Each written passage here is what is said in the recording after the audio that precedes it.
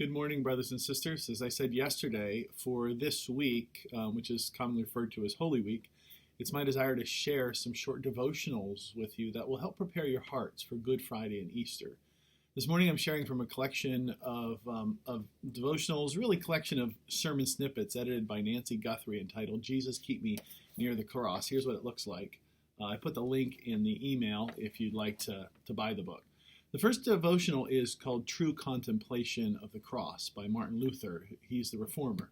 Pray it's helpful to you. It's just a part of it. He starts by quoting Hebrews 12, 1 through 3. It says this, "Therefore, since we are surrounded by so great a cloud of witnesses, let us also lay aside every weight and sin which clings so closely, and let us run with endurance the race that is set before us, looking to Jesus, the founder and perfecter of our faith, who for the joy that was set before him endured the cross, despising the shame, and is seated at the right hand of the throne of God. Consider him who endured from sinners such hostility against himself, so that you may not grow weary or faint-hearted." Here's what Luther writes. "Let us meditate a moment on the passion of Christ. Some do so falsely. Some carry crucifixes to protect themselves from water, fire, and sword, and turn the suffering of Christ into an amulet against suffering. Some weep, and that's the end of it. The true contemplation is that in which the heart is crushed and the conscience smitten. You must be overwhelmed by the frightful wrath of God, who so hated sin that he spared not his only begotten Son. What can the sinner expect if the beloved Son was so afflicted?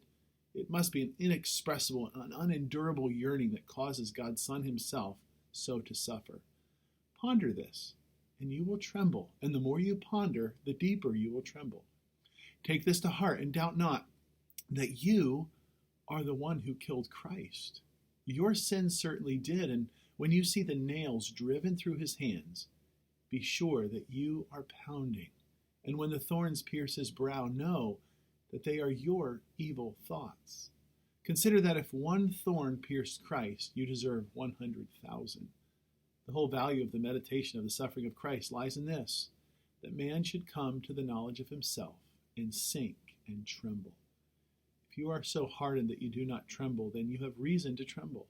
Pray to God that he may soften your heart and make fruitful your meditation upon the suffering of Christ, for we ourselves are incapable of proper reflection unless God instills it."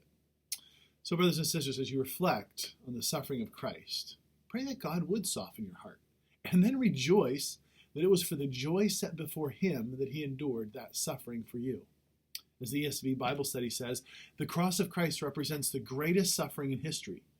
For Jesus not only suffered physically, but also experienced God's just wrath in taking upon himself the sin of the world. Still, the promise of future reward and the joy gave Jesus strength to suffer. So, Christian, because Christ suffered in your place, Jesus will one day present you holy and blameless and without reproach.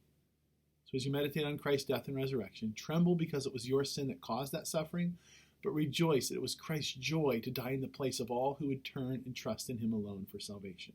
So tremble and rejoice.